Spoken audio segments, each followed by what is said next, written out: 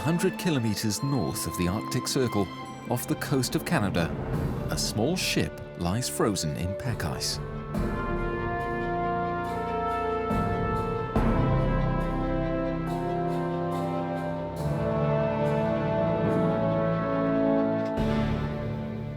It's the Vagabond, a very special research vessel with an unusual crew. Eric Brossier is the boat's captain.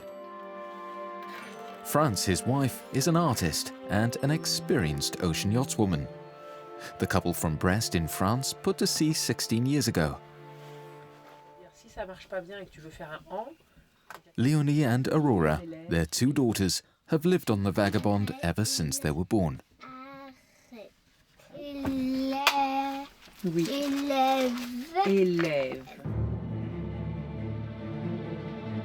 Scientists worldwide think highly of the Vagabond because it provides access to regions that cannot be reached with large vessels.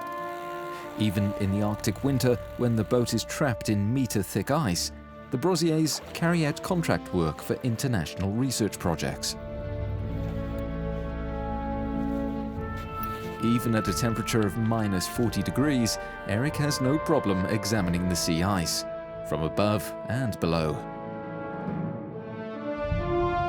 Next summer, when the pack ice has thawed, the Vagabond will embark on an adventurous research expedition into the Arctic Ocean. It will sail along the coast of Greenland and through the Northwest Passage to one of the world's northernmost settlements. A bold venture which will see the little ship negotiating rough Arctic waters entirely on its own. Divers will be looking for centuries-old corals, which, researchers hope, will give them an insight into the still totally unknown past of the Arctic Ocean. We'll be accompanying the Vagabond as it sets off on the trail of climate change.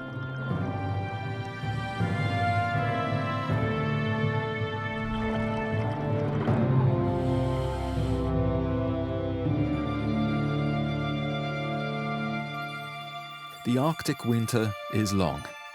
Before the Vagabond can put to sea for a few weeks in summer, the Brossiers will have to survive for 10 months in the ice. In winter, it never gets light for weeks on end, and the outside temperature can drop to minus 40. Du vert, du quoi? Lunettes! Zut. Costume. Aurore, elle est costumée. Even when it is very cold, we still go outside with the children for at least an hour every day. We have tied a swing to one of the booms, and they get a lot of fun out of it. But you have to be so careful. A harmless feeling of cold can very quickly turn into frostbite. That happens when your skin turns white and becomes numb, so we all have to keep a constant eye on one another.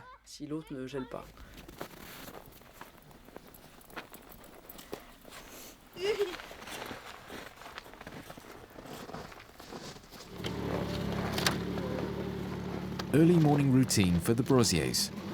Eric is taking the girls to school in the village of Qikiqtarjuaq, 3 kilometers away. While we are lying in the pack ice off Qikiqtarjuaq, between February and June, there are 4 or 5 scientific projects we'll be carrying out. We really love the environment. It's just beautiful. As a family, we all enjoy the social life and our work on the pack ice. We also have our private sphere, because our boat lies in a small bay away from the village. The conditions here are simply perfect.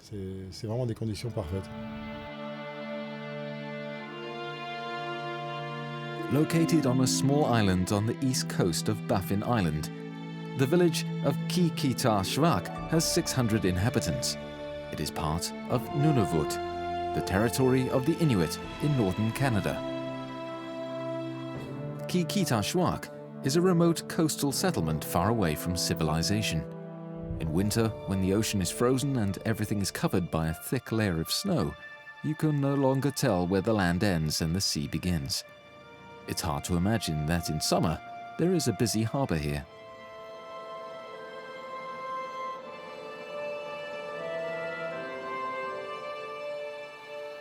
Nearly all the villagers in Qikiqtarjuaq are Inuit, the original inhabitants of the Arctic.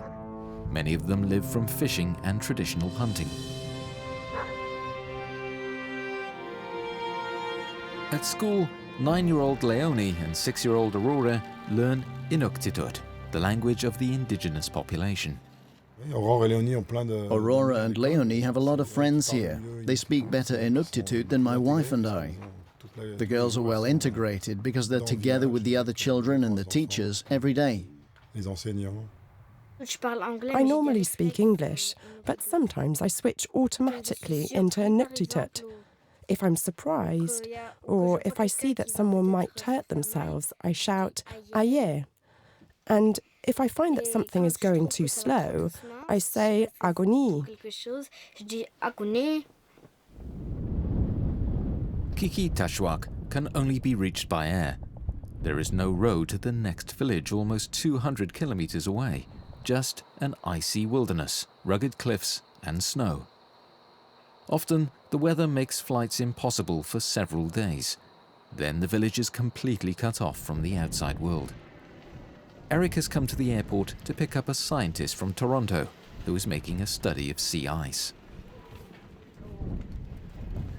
Big suitcase! Hey, yeah, hey, good to see you. Yes, long time. Glad to be here. Thanks for picking me up. This time, geophysicist Christian Haas has been lucky and has arrived without any problem.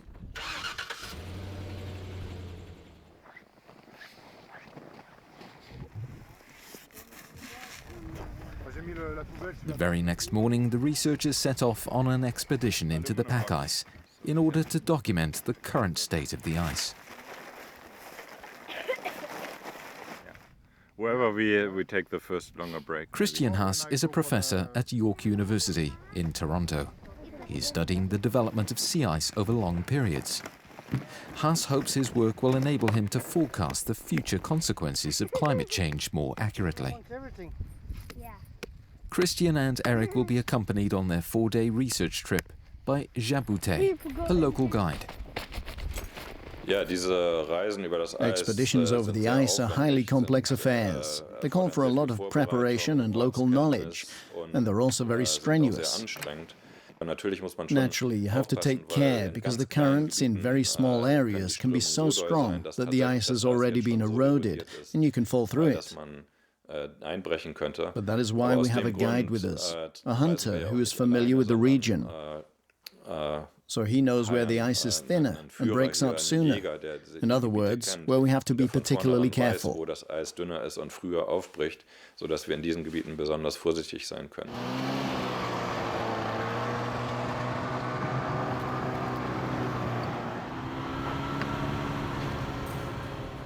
The expedition onto the frozen sea gets underway.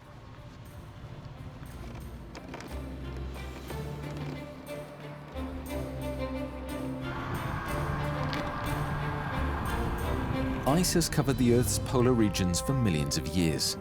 Up to several meters thick, the layer of ice acts like a huge mirror, reflecting sunlight back into space and preventing the oceans from heating up. This guarantees a stable climate all over the globe. But the Earth's protective white mantle is melting more and more. In winter, in the Arctic Sea, ice covers an area of up to 16 million square kilometers. In summer, more than half this ice sheet melts. Since the 1970s, however, the summer ice cover has been shrinking. In 2007, it was smaller than ever before. But in 2012, a new minimum was registered. And in 2016, the summer ice sheet shrank to the second smallest area since satellite records began. The thickness of the ice is also steadily diminishing. One reason for this is the greenhouse gases from industry and road traffic, which are heating up the atmosphere more and more.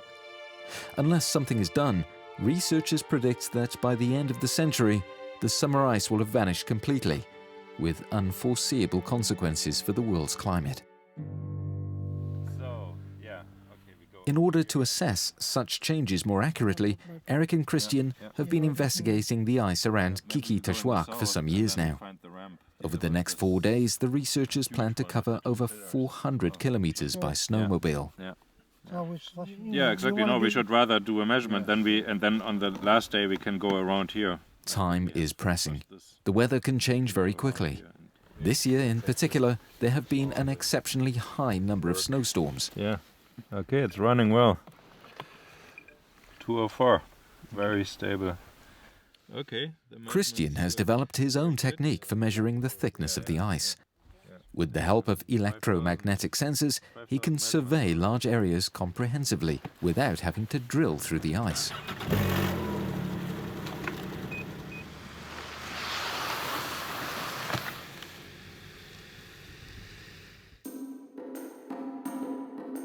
The long tube on the sled is an electromagnetic sensor. It has a transmitter at one end and a receiver at the other. While the sled is traveling, the transmitter constantly beams an electromagnetic field through the ice. Induction causes an eddy current to form in the water beneath the ice. This in turn generates an electromagnetic field, which is measured by the receiver. From the strength of this field, the researchers can calculate the thickness of the ice. When the ice is thin, the signal is strong. The thicker the ice, the weaker the signal.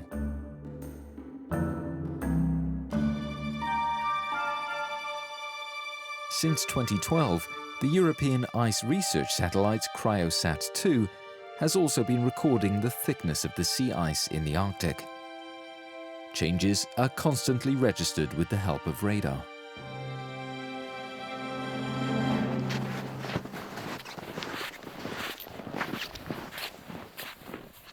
If they are to be conclusive, the satellite data needs to be supplemented and checked by measurements on the ground, because neither the sensors on board the satellites nor those on Christian Haas's sled can distinguish between ice and snow. So, as a reference value, Christian repeatedly measures the thickness of the snow cover manually. Random checks are also made on its thickness by drilling holes in the ice.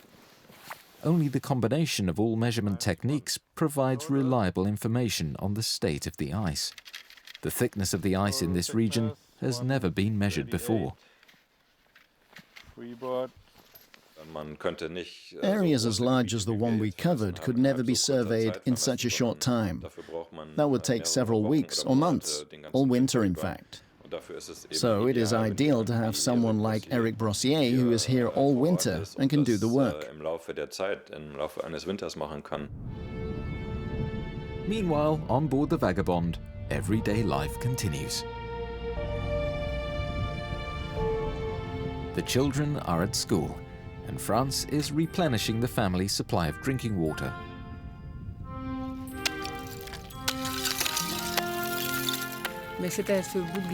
This iceberg is part of a huge tabular iceberg from northwest Greenland. There they talk of ice islands.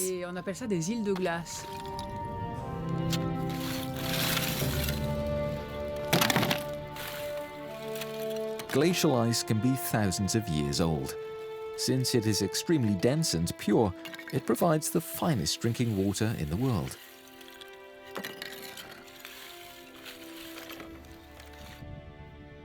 It will take days for the ice to melt on board the Vagabond.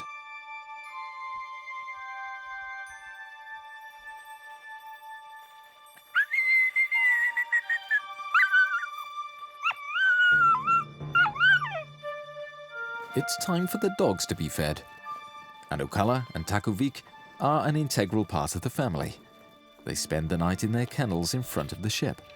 Even the most extreme cold is no problem for them. The dogs are very much a part of the crew.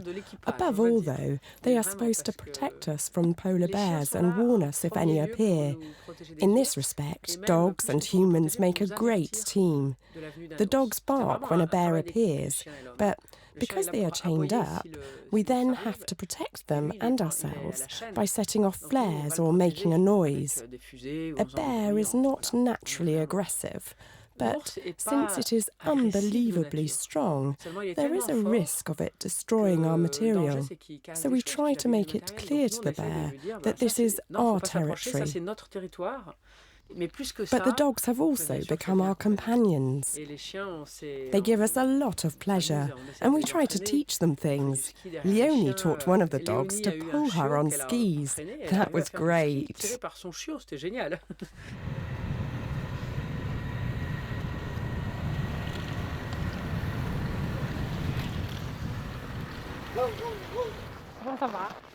After 4 days of hard work in the bitter cold, the men have returned from the research expedition. Christian has been a friend of the family for many years. He has known Leonie and Aurora since they were babies. The men had luck hunting and caught fish under the ice. But one snowmobile broke down halfway and had to be brought back on one of the sleds. This one is here. Frustrating, yeah. But so I'm just glad this worked because it didn't the day before we left, right?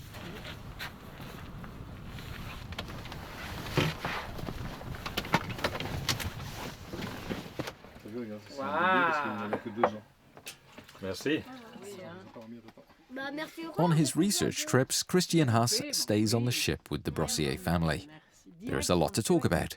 Eric and Christian came across polar bears on their expedition. We saw around 10 bears, and each encounter was different. First of all, we spotted a male following a female in order to mate with her. The two climbed onto an iceberg with incredible agility. It was fascinating to see how they dug their claws into the ice and ran up the extremely steep face. We also came across two males and paused to observe them. One of them stopped to look at our two snowmobiles and was so curious it even walked between them. Those were great encounters.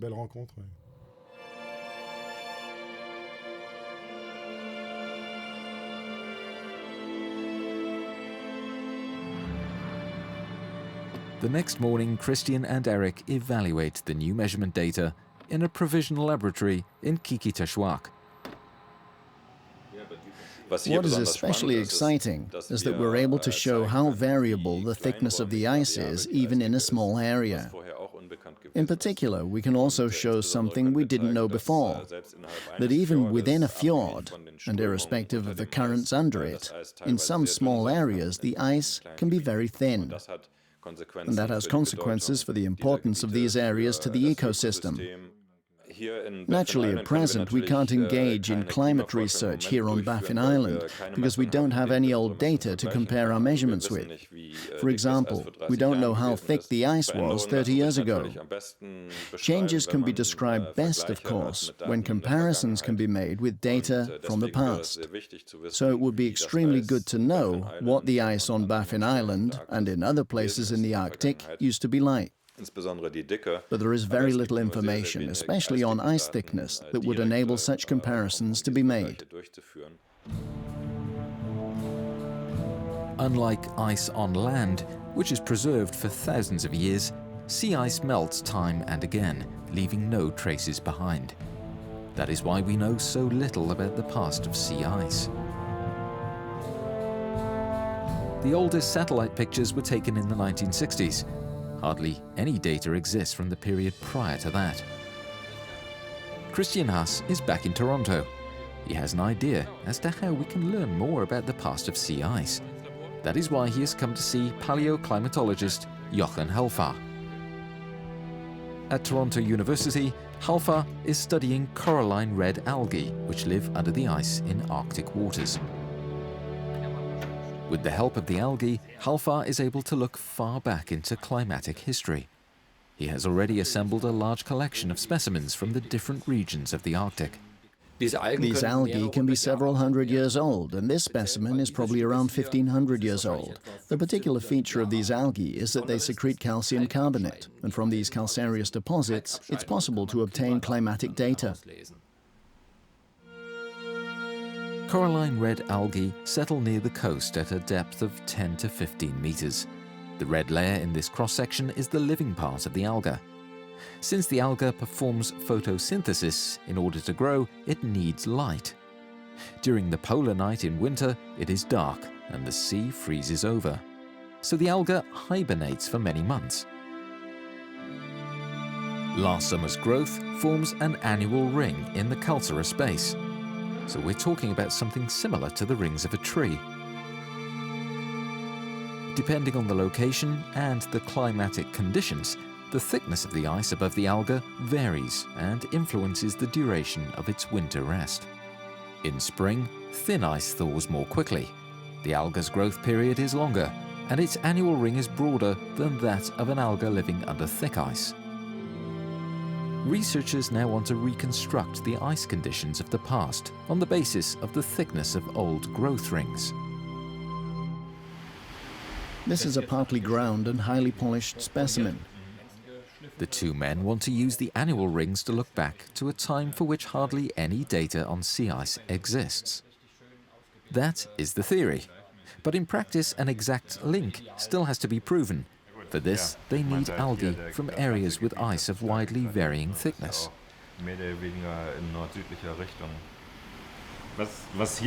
What is very interesting about this entire coast are these marked gradients. Here the ice is only 1 meter thick, but up here it is 2 meters thick. It is also darker for a lot longer here. So I'd have thought that you'd be able to see great differences in the algae. And here we also have very good ice thickness measurements, both from the air and from the Ski-Doo. That would actually make the Resolute region ideal for looking for samples, because algae in the area have already been described. And if you say you have high-definition ice data from here, we ought to see if we can organize an expedition to test our theory. Precisely, I think that would be ideal. So I've decided to hire the Vagabond with Eric and his family, and starting out from Greenland to sail to Canada via Baffin Bay. It will of course be a daring enterprise. After all, the ship is only 15 meters long, and seas in the Arctic can be extremely rough and stormy. So let's hope we really will be able to collect samples on our trip.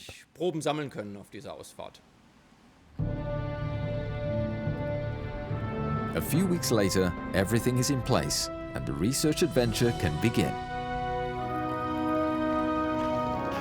In Greenland, Jochen Halfar has met up with Eric Brossier and his crew. Yeah, ideally, I mean, as long as the conditions are good. Yeah, we are loaded with water and food. And 23, okay. If I can have the top. The 3,000 or so inhabitants of the small port of Asiat live mainly from catching fish and shrimps. The colourful buildings bear testimony to Denmark's influence on its remote province. Over the last 3 days, the Vagabond has sailed to Asiat from its winter quarters at Qikiqtarjuaq on Baffin Bay. Celine and Yves are also part of the Vagabond's crew. The two Swiss have lived in Qikiqtarjuaq for many years. They will help mainly with the diving and navigating.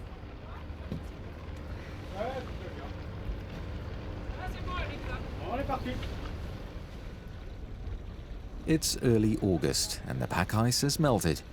The route to the far north is clear.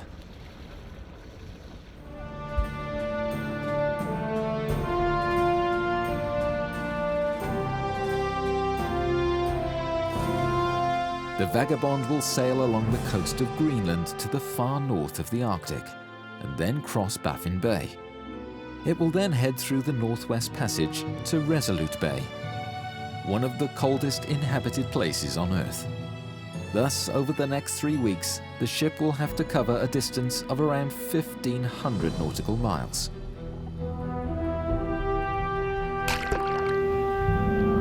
With the help of its diesel engine, the ship battles its way northwards.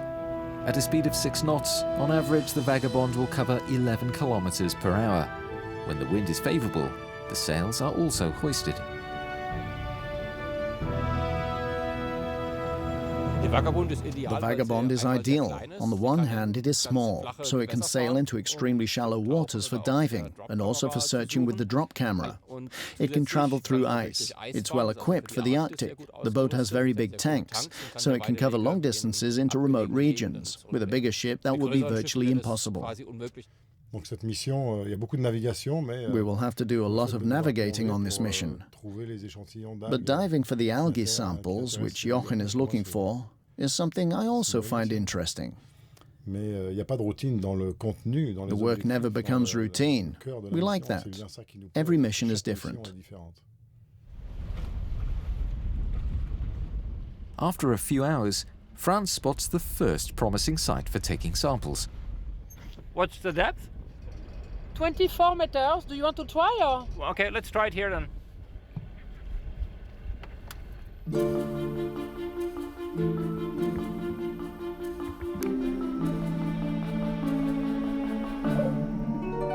To obtain a comprehensive picture of the distribution of red algae, Jochen wants to collect samples from as many different locations as possible. Before the divers descend into the icy water, he checks with his underwater camera to see whether a dive would be at all worthwhile. Eve and Eric are getting ready for the first dive. Unlike freshwater, seawater only freezes at -2 degrees Celsius. Without a dry suit, the divers would not survive the next half an hour, so great care has to be taken when putting on the equipment.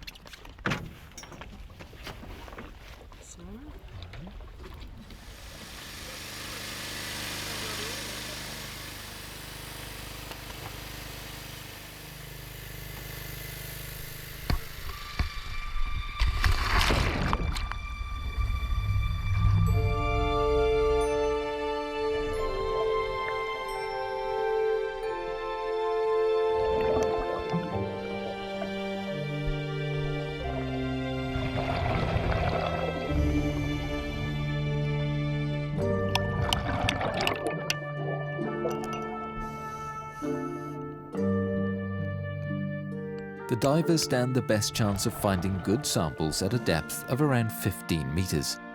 The seabed needs to be rocky. The algae needs big rocks to settle on. They won't grow on a sandy bed.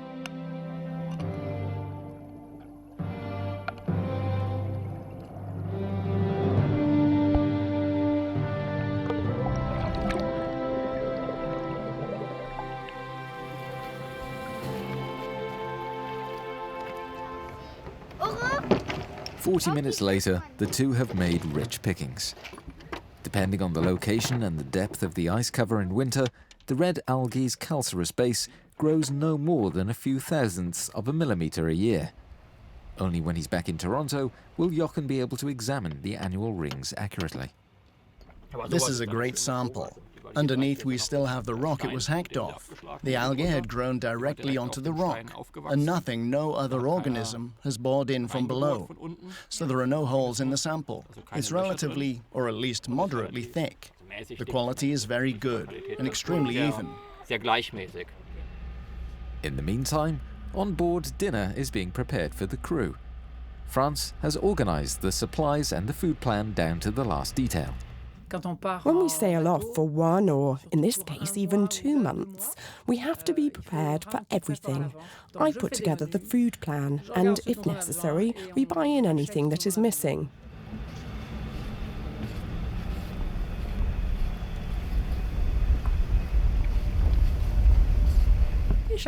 Everything has its place. The fresh things are at the front in the load compartment.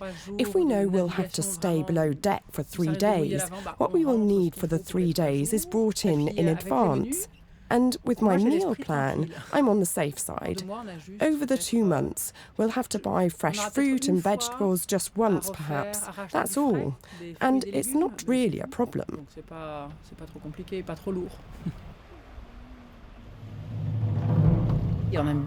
We also enjoy fishing. We use what we catch to make carpaccio, or we freeze fish fillets for later. It's always great when you can feed off what you find.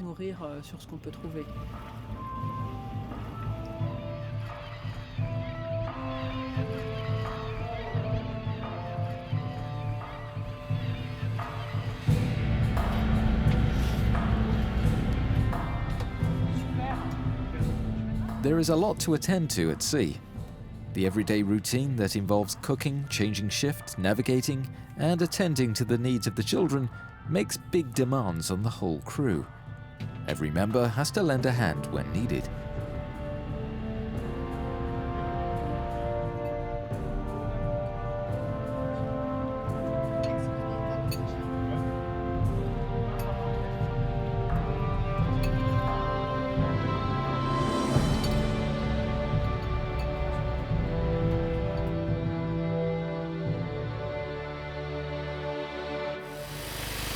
The Vagabond has reached the next sample site. Eric and Eve are ready for the next dive.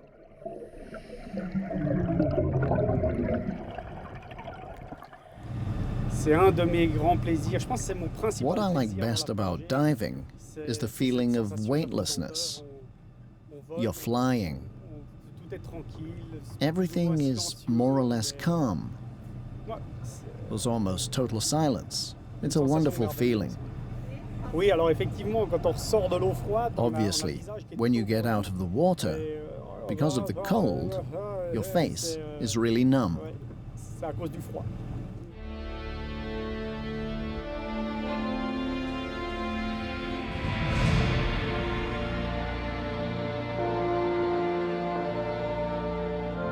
The climate in southwest Greenland is mild and the coast comparatively green. But the interior of the world's biggest island is covered by a sheet of ice between 2,000 and 3,000 meters thick. Celine and the two girls have had themselves put ashore. They take every opportunity to stretch their legs. The tight research program often forces the crew to stick it out on board for days on end.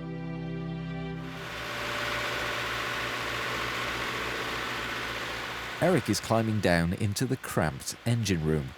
The generator for filling the scuba tanks with air isn't working. It needs a spare part. But out here, far away from civilization, something like that is hard to come by. So whether the crew like it or not, the Vagabond will have to make for the next small town, an irritating diversion that will cost precious hours. A school of whales is swimming past close to the boat. At this time of year, it never gets dark.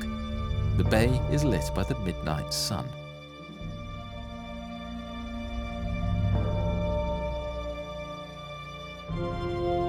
Some distance away, Greenland's biggest glacier can be seen. The Jakobshavn Glacier flows into the sea at a rate of 40 meters a day. Every year, it carves icebergs weighing billions of tons. Over the last 15 years, climate change has caused the glacier's flow speed to double.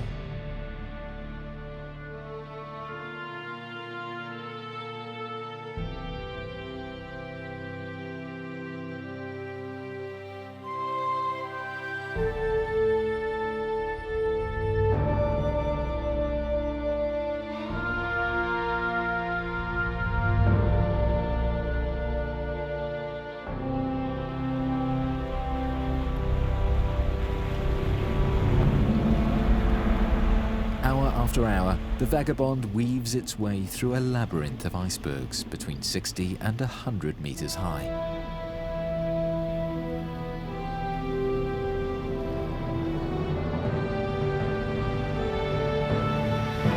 Finally, the vessel reaches the port of Ilulissat.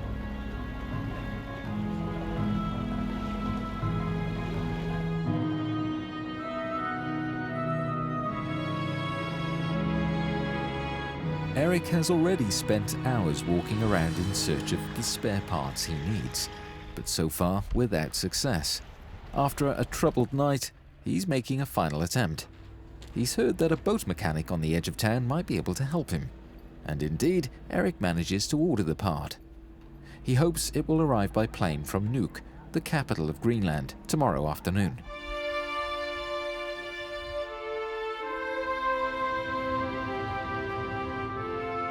The colourful little town of Ilulissat is situated on picturesque Disco Bay. The beauties of nature are attracting more and more tourists to Greenland's third biggest settlement every year. Summer gives rise to a variety of flowers. In winter, at a temperature of 30 below, they're something the inhabitants can only dream of. The plane from Nuuk finally arrives, but well behind time. Hi. Thanks a lot. Thank you. Regarde, tu dis au revoir, monsieur, là. Now 20 hours behind schedule, the expedition gets underway again. It will take the crew 2 days to reach the next sample site. Donc le but c'est d'aller par là. L'île est là.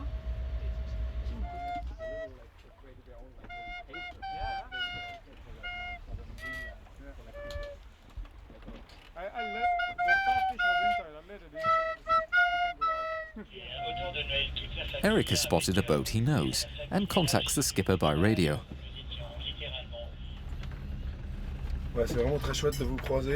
It's good to see you here, says Eric. We knew it wouldn't be long before we met again. Leonie sends kisses to everyone.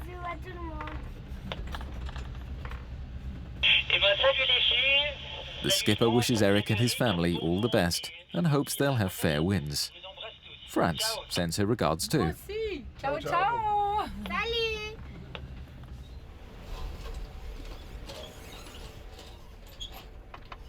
The weather is deteriorating. The wind is getting up.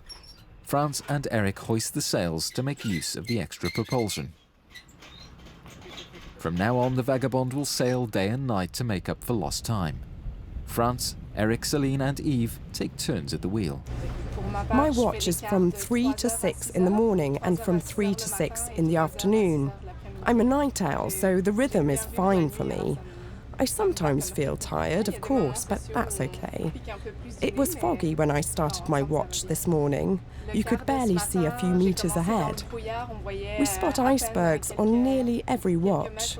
Normally, they are easy to avoid. That, in fact, is our main task, to make sure the boat doesn't collide with an iceberg.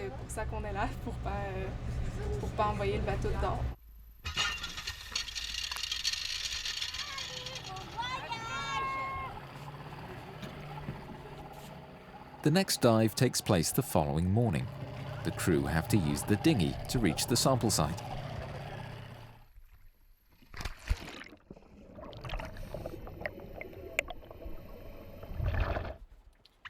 Leonie kills time with a dip in the icy water. The dry suit keeps her fairly warm, but her face still gets wet. She manages to stick it out for 15 minutes in water that is only 1 degree above freezing. Aurora is happy just to get her feet wet.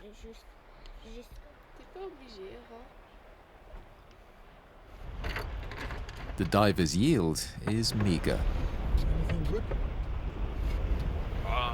Reasonable. Not as good as the first sight. The first sight was still the best. Yeah, I think so. This is not the biggest, but it's kind of it's as thick as it probably gets here. Yeah. Der Erfolg bis jetzt war So far, we've had only moderate success. I had hoped we'd come across bigger algae. The algae we have found are good, but relatively thin, so they contain fairly little climatic history. The best we can hope for, I reckon, is to reconstruct maybe around 100 years or so.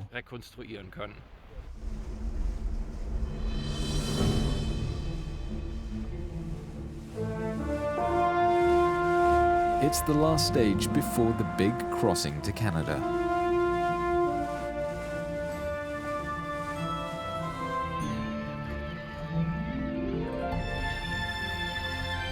The region is famous for its massive bird cliffs. Hundreds of kittiwakes build their nests on the barren crags.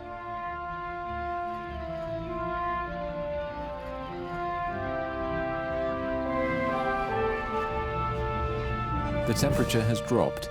The Vagabond has crossed the 72nd parallel. The barren Arctic tundra stretches as far as the eye can see.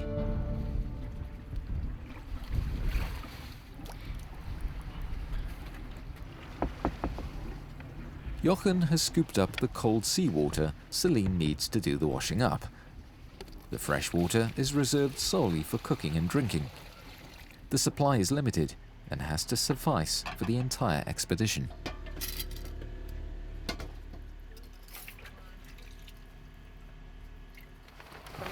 On deck, Eric and Yves are getting the ship ready for the rough crossing.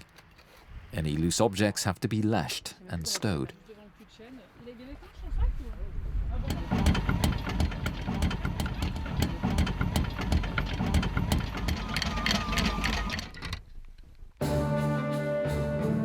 The crew now face 400 nautical miles on the open sea. That means 3 days and nights without the protection of a nearby coast. With every kilometre, the swell gets heavier. The children are seasick. Little Aurora is in such a bad way, she doesn't want anything to eat or drink. Alors les filles, 3 days at sea is about the limit for the girls. Then they've had enough. If the weather is fine, then they can easily occupy themselves. But when it's bad, like all of us, they don't feel so good. They get seasick, and that is not funny. So far, though, they've always been happy to be on board, going along with their parents. And I hope that we can keep conveying the pleasure we get from discovering new places. Up to now, I reckon we've managed that. With the wind blowing directly from the front, the Vagabond plunges headlong into every trough. When the wind is blowing from the front, we lose speed. The wind makes the sea choppy. The waves get higher. It's not pleasant when the boat hits the waves head-on.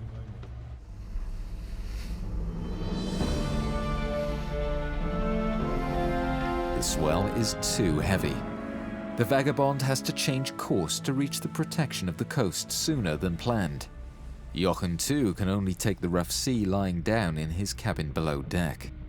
Oh dear. In these seas you can only lie down.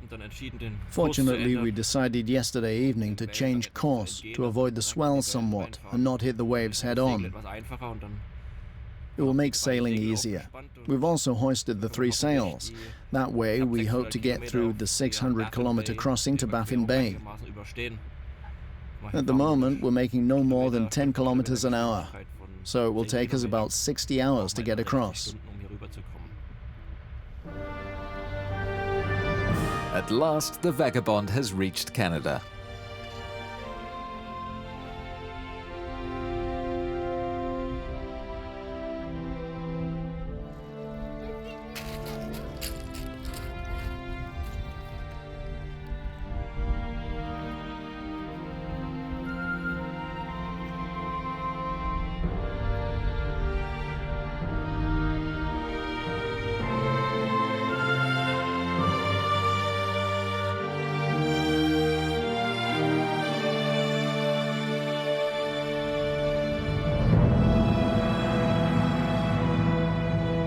In the polar desert, some 2,000 kilometers from the North Pole, hardly anything grows.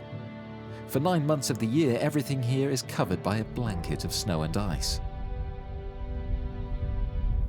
Jochen hasn't come across any good samples for quite some time. His yield over the last 10 days has been disappointing. Finding bountiful dive sites is proving harder than expected. I brought you back one of the little bumps, but you can see it's a... I don't know, it's a... Yeah. It takes the ship a day and a night to cross Lancaster Sound. Jochen is hoping he'll finally have luck again off the coast of Devon Island.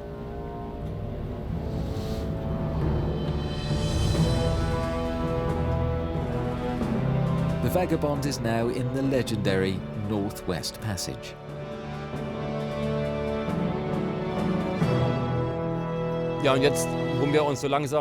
We're slowly working our way through Lancaster Sound. The water has got clearer, and I can see that there are algae here. There are no more glaciers now, and if we sail even further west, we'll reach the Resolute area. There, I hope, we'll find algae.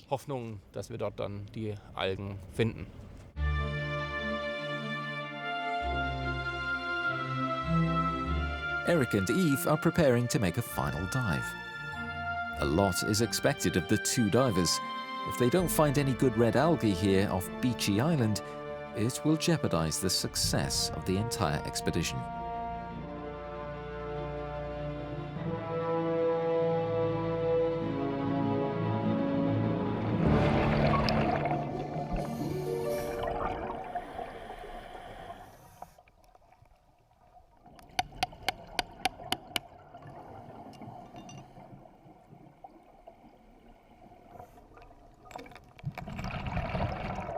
Fortunately, conditions are better now than they've been for quite a while. There are plenty of red algae with a thick calcareous base. They could be several hundred years old. Oh, that's really nice. Yeah, I got a few like that. Mm-hmm. It's probably 2 centimeters thick, so that could be a few hundred years old. Cool. Very nice, very nice. Thank you very much. Go back down. Oh, I'm very happy. I'm very happy too. Yeah, so I can sleep tonight. These are the samples from Resolute. Hopefully we'll be able to make a comparison with the ice thickness measurements recorded by Christian Haas. These samples will be a big help to us in our research. Success came right at the last minute. The Vagabond now has to reach Resolute Bay as fast as possible.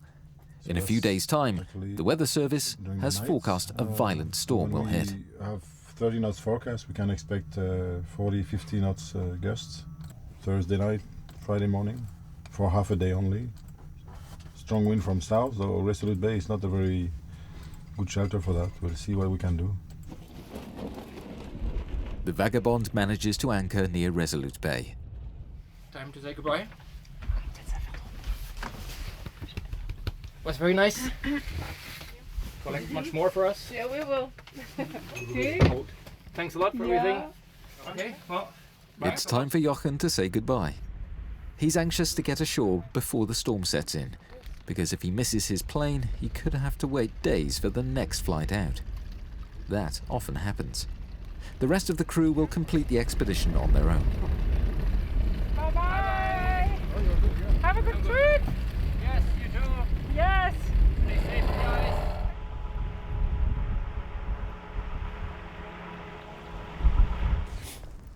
They forecast a strong southerly wind of 50 knots, so we've just about enough time to drop Jochen off. But since there are no safe anchorages in Resolute Bay, we'll have to leave right away. We'll find a protected spot, sit out the storm, and then sail on.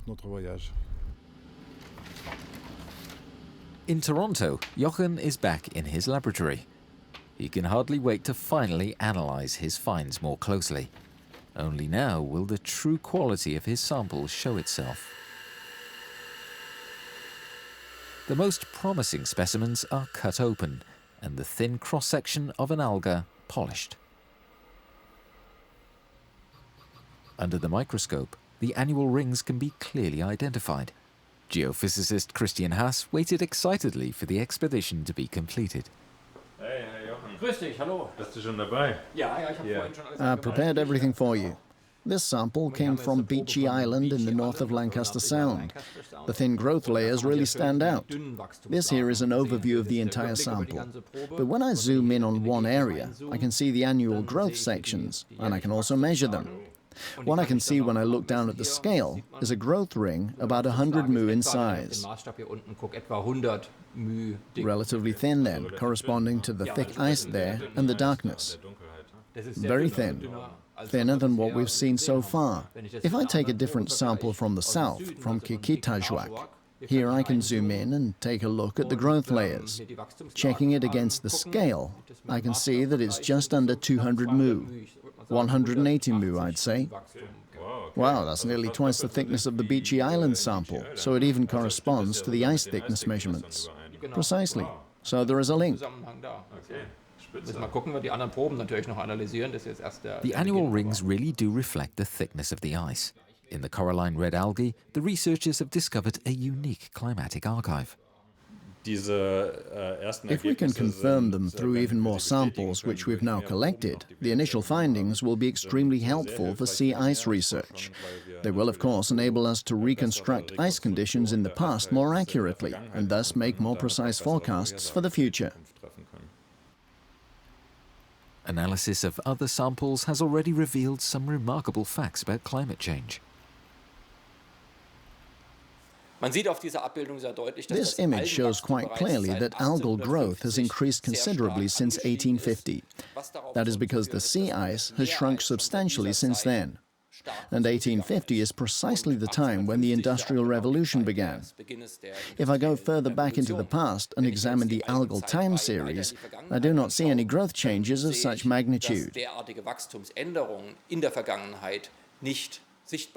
Scientists concur that current climate change is caused at least in part by man himself.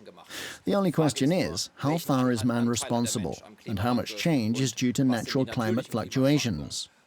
In this respect, red algae can make a vital contribution. They enable scientists to go far back into the past and reconstruct such natural climate fluctuations.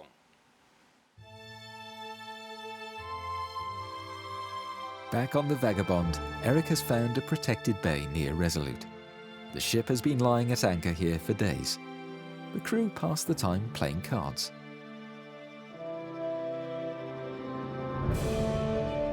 Eric has spotted a polar bear some distance away.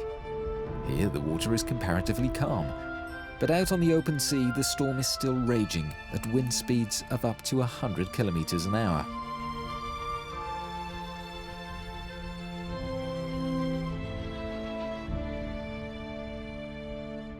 The Arctic is not very well mapped, so to navigate here you need a lot of time, because you are dependent on the weather and the ice. Our boat is fairly small, but we never know how long we'll need to get through.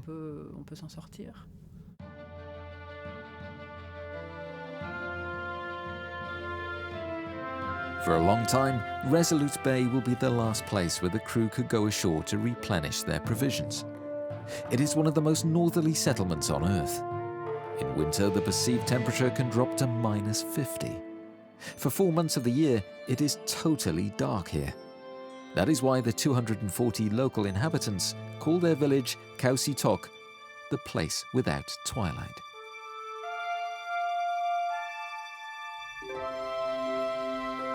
Hoping that the storm will have petered out by tomorrow, Leonie and Aurora have gone to bed in the little cabin they share with their parents. For them, the expedition will still last roughly another 6 weeks. Jochen's trip ended here, but for us, this is only the halfway stage. We still have just as many miles ahead of us, and things won't be easy, because our passage will often be blocked by ice. At last, the Vagabond can weigh anchor. After a brief stop in Resolute, the crew will begin the 2,000 nautical mile journey back to Labrador. There, the boat will be taken out of the water for the winter. Then, for the first time in years, the Brossier family will return to France for an indefinite break.